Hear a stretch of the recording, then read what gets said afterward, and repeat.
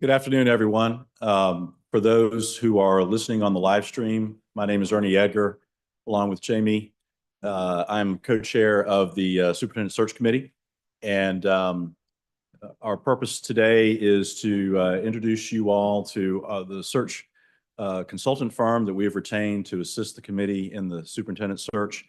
A bit of an administrative note. Once the search firm has had a chance to give their presentation, we have a couple of mics floating around. Michelle and Kelly have those to allow folks to ask questions of our Bufkin Baker team. When you get the mic, if you could introduce yourself and your function with the Institute, that would help identify you for those folks who are listening in online. So with that, a brief announcement, let me introduce to you all the team from Bufkin Baker. Very briefly, to explain how we retained them, the search committee recognized the need to have a professional executive search firm assist the committee in moving through the process. And our first effort was to look at the numbers of executive search firms who are already under contract to the Commonwealth and then solicit proposals from them. At the end of that process, Jamie and I conducted oral interviews with a few finalist firms, and we selected Bufkin Baker for their experience both within the Commonwealth of Virginia and with senior military colleges. Bufkin Baker has met with the search committee a couple times, and I will let them explain in detail both the process of an executive search like we're undertaking and also the specifics of the VMI search. So I will let them really explain that to you. Those members of the board who are on the search committee have already heard most, if not all of this, but this is really an opportunity for the rest of the board to hear this and to ask questions as they need. So with that, I'm going to turn it over to our colleagues from Bufkin Baker. If you all can introduce yourselves, and then I guess, Ken, you'll have most of the speaking role, and I'll turn it over to you. Thank you very much. Thank you, Ernie. Good afternoon, ladies and gentlemen. We're happy to be with you today. We've had the privilege of being on post a couple weeks ago for a few days. It was really nice. What we'll do, if it's okay with you, is, as Ernie said, we'll quickly introduce ourselves. We'll also talk about, in general, the search process, and then in particular the VMI search process, and give you an update on what's been done to date. And then we'll open it up to the questions so that we can address what's on your mind. So with that, I'll turn it over to my colleague, Janie, to introduce herself. Hi, good afternoon. I'm Janie Deloach. Very happy to be here today. I loved being on the post last week, I think it was. Time flies. I get a real spring in my step when I'm on a campus or post of any type. I'm a former admissions counselor and assistant dean of students and have a master's in education. I went into search, spent now 26 years ago, and have been working with Ken Carrick ever since. We both wanted to start a practice in higher education, and about 5 years ago, we were fortunate enough to join Bufkin Baker in their higher ed practice. So very happy to be here today. And I'll go next so that when Martin introduces himself, he can tell you a little bit about our firm. My name is Ken Carrick. I'm a native North Carolinian. First-generation college student. I chose my college based on where I could play football because I was a much better student than an athlete. I'm trained as an accountant, but I've been in the search business now for 40 years. For about the last 25, most of my time with Janie as my colleague has been spent working in higher education. As a side note, if any of you have paid attention to my background, you might notice a familiar picture there. The boy half of my twins spent 4 years at W&L playing football, and I absolutely love being in Lexington. So being there on post and being in Lexington for a couple of days was great, and we're looking forward to recruiting someone to live and work in the community. So I'll turn it over to Mark. Thank you, Ken, and good afternoon to all of you, and appreciate the opportunity to spend the time with you all today. So I am Martin Baker, of course, also with the search firm Bufkin Baker. I am one of two principal owners of the firm, along with my partner, Craig Bufkin, and also lead our higher education practice. Like Janie, I've also been in the executive search profession for 26 years, and that translates to about 400 searches that I've conducted for various universities and colleges across the country. As a firm, Bufkin Baker is headquartered in Nashville, Tennessee.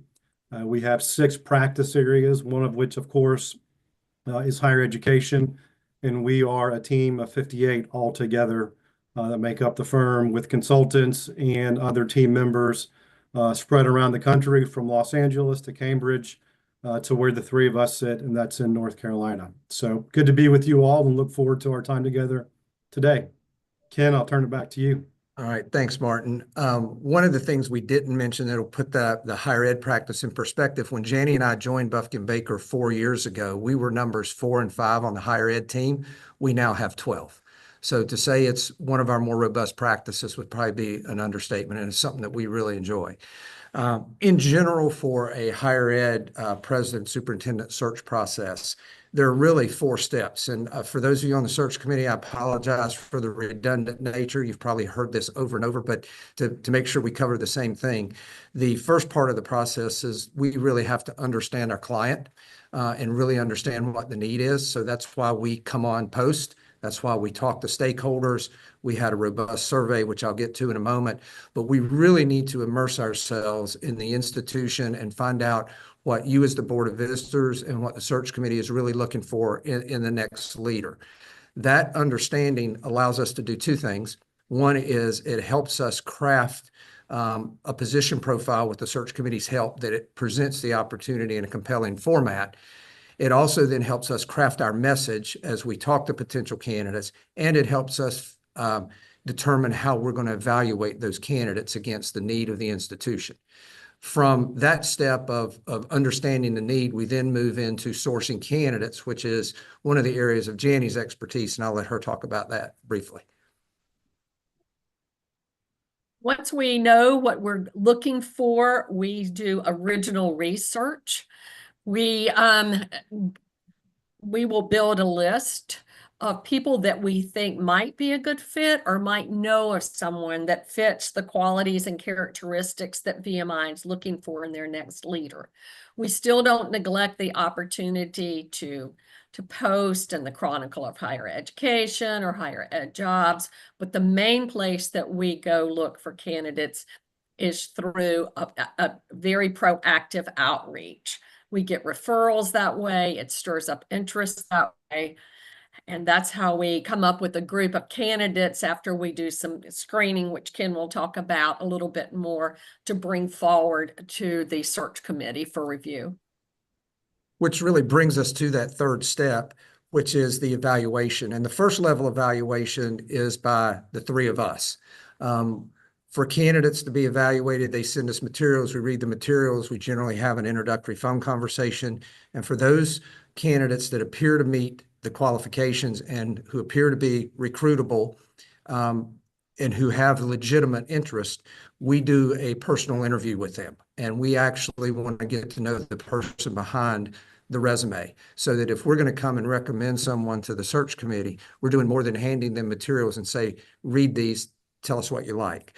At that point, when we present candidates to the search committee, our role shifts to advisory, and we are there to partner with the search committee to help them go through an efficient, effective, thorough process so that they can make the most informed and best decision possible on who the next leader is going to be for the superintendent position. And we take our fiduciary responsibility to be a trusted advisor very seriously. What we are retained for is a range of services, including presenting candidates and helping you get the candidate you want, but that includes a lot of advisory as well, whether it's about the candidates themselves, the interview process, et cetera. But we do take that role very seriously, and we participate as much as the search committee would like us to. Ultimately, our goal in that part of the process is to make the search committee's job a little easier, in that we take a lot of the load or the grunt work off of them. But in the end, we want to make sure that we make it difficult in that they have a tough choice. And that really kind of moves us, once they start going through the interview process, that kind of moves us to the 4th phase of the process, which I'll let Martin talk about. And then Ernie had mentioned we have done some work in the Commonwealth. Martin can give you some examples of how we've gone through this process in the Commonwealth, and then I'll come back and talk about what we've done around the VMI search in particular. Yeah, thanks, Ken. So we do have recent and relevant experience conducting searches in the Commonwealth. In addition to your search, we are also currently conducting searches at Radford, Christopher Newport, University of Mary Washington, and William and Mary. As some of you all know, and has been a somewhat of a topic of interest, was the presidential search that we conducted at Christopher Newport University. So as most of you all probably know, Paul Tribble, long-serving president of Christopher Newport, President Tribble retired, and we went through that process. And again, as most, if not all of you know, that search led to the appointment of Admiral Bill Kelly. At the time, Admiral Kelly was serving as the superintendent of the U.S. Coast Guard Academy. And so, as Ken mentioned, when we were on post, it really was an opportunity for us to listen and to learn, because that institutional alignment is really important. And certainly with some of the hallmark programs at Christopher Newport, rooted in service and leadership, character, that was very much in alignment with who Bill Kelly is as a person, and certainly throughout his professional career as well. But moving towards that end stage, as Ken mentioned, not only do we want the search committee to be in a position to have to make tough decisions, but ultimately those of you on the Board of Visitors, we want you all to come together and say, gosh, we have a group of final candidates, any one of whom could be an excellent superintendent for VMI. So we certainly want to make your job difficult as well, to really give you all some exciting and viable candidates, and making you think carefully about the selection of your next superintendent. And then we partner with you all throughout the search. As Ken mentioned, it's a variety of services that we provide, including, as we get towards the end of the search, to include reference checking, both of those references provided by the finalist, ultimately getting permission to go off list, doing extensive background checks, social media checks as well. So we partner with you all, as Ken mentioned, through those first 3 phases, and then certainly through that 4th stage until the search concludes successfully. So very much recruiting, advising, consulting, administrative and logistical support to you all, and to the full search committee as well. So Ken, jump in with what I missed. Oh, I think you covered it all. The big picture point that we always like to emphasize is everything we do in that range of services that you've heard us describe, we do as VMI's representative. We tell our clients all the time, we do not help people find jobs. We help organizations find leaders. And that's our orientation. So how does all of that relate specifically to what we've done at VMI so far? When we had our initial interview with Ernie and Jamie, one of the questions they asked us was, well, what do we need to do to get, to have the possibility of getting this position filled as soon as possible without sacrificing quality? And I think our response was, start as soon as possible. And so I think a week later, we had a meeting with the search committee to talk about process and really kind of go through the business of the search. Roughly 2 weeks after that, we're on post for 2 days, doing our listening tour, which correlates to that first step we talked about. We met with, and right before we came on post, we also designed a survey that was sent out to a number of VMI stakeholders. And I will commend you, we had 1,495 responses to that survey. None of us have had a survey even close to that number of responses. And hopefully all of you took it. We did a forced choice of how you identified with VMI. So obviously there can be a lot of overlap, but a little over 70% of the respondents identified as alums. But it was a great response. So we had all that data. We spent 2 days on post. We met with the search committee again at the end of our visit and kind of recapped what we had heard. They had also seen the survey results. And from that, we have drafted a draft profile. And while we drafted it, it's really VMI's profile. It's in the hands of the search committee being tweaked. And that will be the documents that is the outward representation of this position. One of the cautions that we always like to say is you can't put everything in the profile. What we want that profile to do is to have individuals be interested enough to engage with us. Because once they engage with us, then we have a chance to start evaluating them as candidates and also selling them on the opportunity and giving them information about the attractiveness of the opportunity. One of the things, and I think Martin and Janie will agree with me on this, that's been unique about this search so far is we do not have an approved profile yet. We have not started our aggressive sourcing. We already have over 30 people, a minimum of 30 people to follow up with. And I think there are still a few from the survey because I think I told Ernie and Jamie, the minute it somehow got out that we were going to be your search partner, we started getting referrals. We started getting people sending us information. I've had a couple preliminary conversations, but before we've even sourced, we have 30 some people that we need to have some level of conversation to start to vet them, which is, it speaks well of VMI. It really does. So that's where we are. That's what we've done to date. That's where we are as we sit here today. So I think at this point, Ernie or Jamie, unless you have anything to add, it's probably best to just open it up to questions and we will answer them to the best of our ability.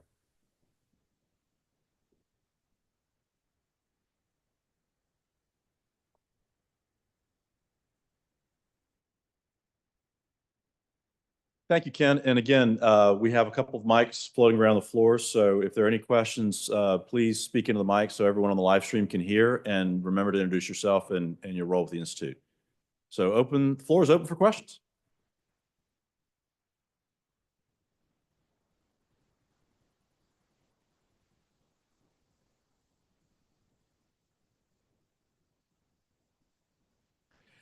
I'll go ahead and seed it since everyone's jumping up with enthusiasm right now. One of the concerns that we heard in the listening session and elsewhere is the timeline. And so, Ken, if you can speak to how you address that with faculty and staff and cadets on the timeline for the search, that might be good for folks to hear. Sure. We were often asked, how possible is it that someone would be in place by August 1st, or are we going to have someone by August 1st? Or we've heard that's a deadline. Is that realistic? What we communicated to any group that asked us that question was we have heard unequivocally from the search committee that they do not want to sacrifice quality of candidates or short circuit the process to meet an arbitrary deadline of August 1st. August 1st would be great. We will do this as fast as we possibly can without sacrificing thoroughness and quality. I use the statement that a lot of times I view searches as an algebraic equation with three variables. The variables are number of candidates, the quality of the candidates, and the time it takes to get the candidates. I think two of those variables are adjustable. Quality is not. And the search committee has been very, very clear to us that we want to do this right. We want to get the right person. We would like it to be expedient, but not at the sake of the quality. Janie or Martin, did I miss any part of that explanation?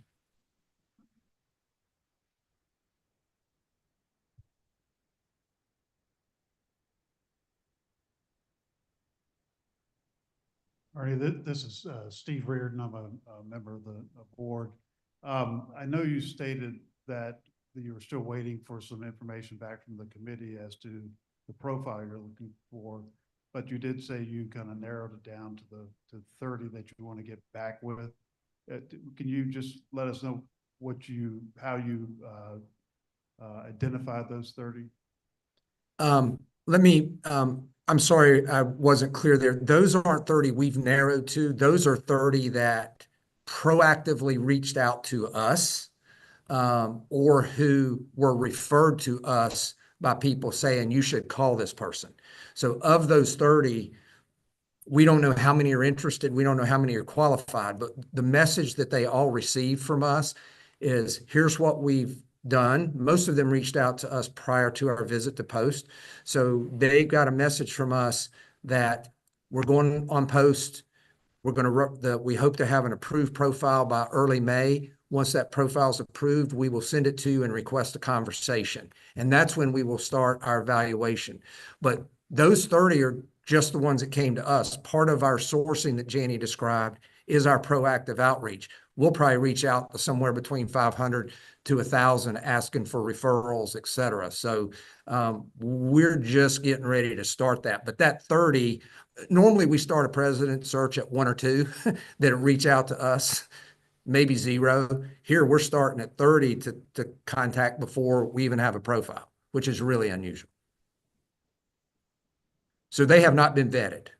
All we know is what they've sent to us or what a referral source has told us about.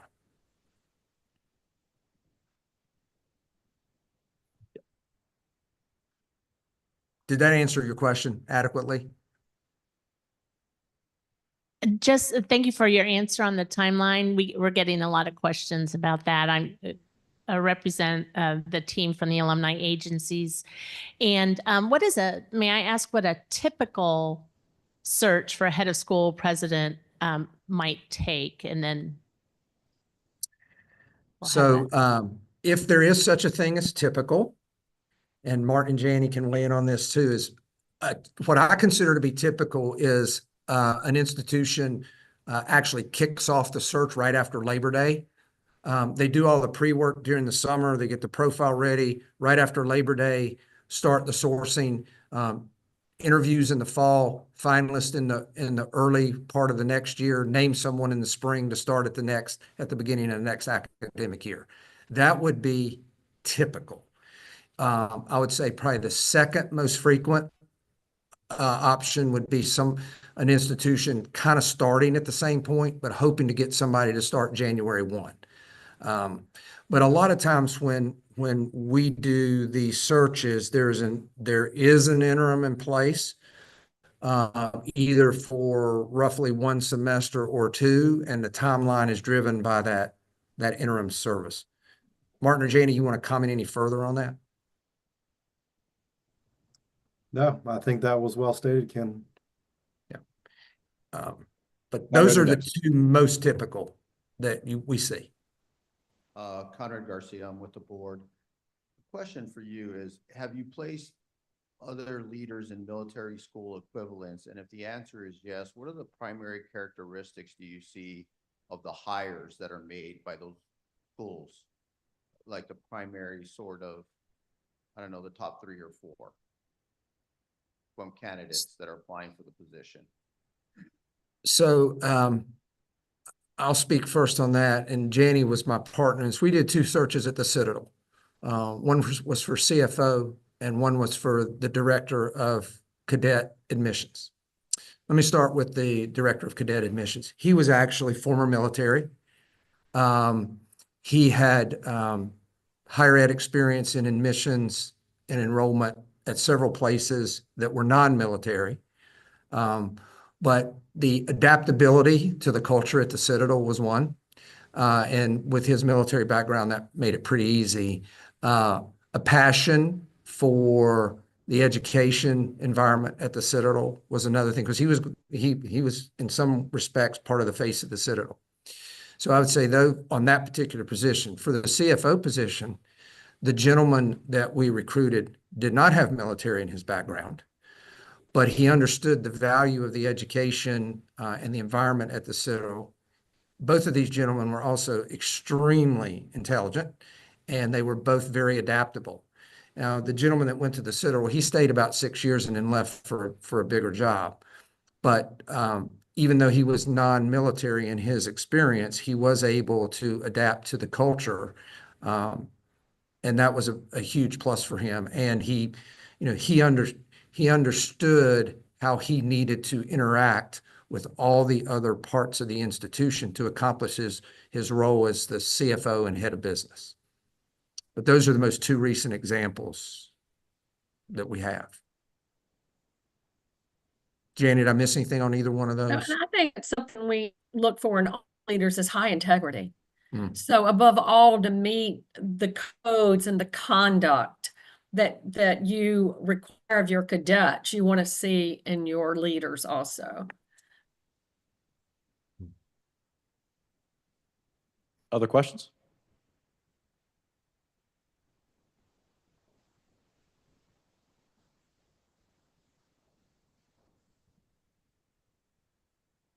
Go ahead, Jamie.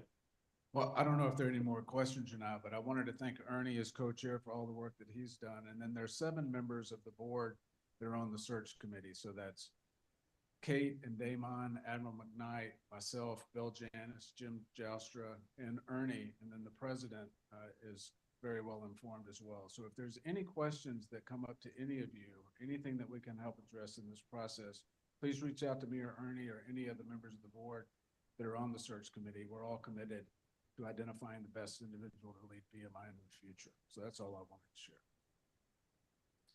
Thanks. Ernie, I think we're kind of coming to the end, but I want to turn it back over to Ken and Martin and Janie. Is there anything you want to leave with us before we ring off? I have two things. I'm kind of jumping in. Janie and Martin, y'all can jump in and interrupt me. One is to comment on Jamie's comment that our experience with the search committee so far has been awesome.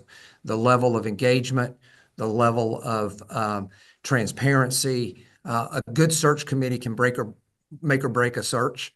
And you've made good choices on your search committee. They've been incredible. And Bill Wyatt, in terms of helping us get what we need and making sure our visit to post went great, it was fantastic in the hospitality we received. So gets us really off to a good start. The second thing I would say is we're very privileged to be chosen. We will work very hard to make sure you have a hard choice. And any suggestions that go to the search committee, they'll filter back to us. So thank you very much for this opportunity. So Martin, Janie, any closing comments you have? Just quickly, I would say beyond the search committee engagement, the engagement from all of the constituent groups with whom we met on post was superb. We particularly enjoyed our time with the cadets, and we had opportunities to engage with the cadets on numerous occasions, ranging from a campus tour to personal meetings in a room, and very, very impressive group of individuals across the board. So just want to, a note of thanks to everybody that took the time to meet with us when we were there as well. I would just add the passion I saw for VMI, whether it's the alumni who blew out the survey to how the cadets are so proud of their relationships, their ties, to the housekeepers we met there. Everybody is just so proud and involved and passionate about the institution, and it will be a very big pleasure to represent you in this search. Thank you very much. Those are wonderful things to hear. And we very much appreciate the support y'all are giving us. And I think it's fair to say we're entering the phase of the heavy lifting now. So we very much, again, appreciate y'all's support. I think that concludes the call for purposes of the live stream. So we'll adjourn this and begin our committee meetings as scheduled on the agenda. Bill, is there anything else we need to point out before we close? All right. Thank you very much. Thank y'all. Thank you. Thank you.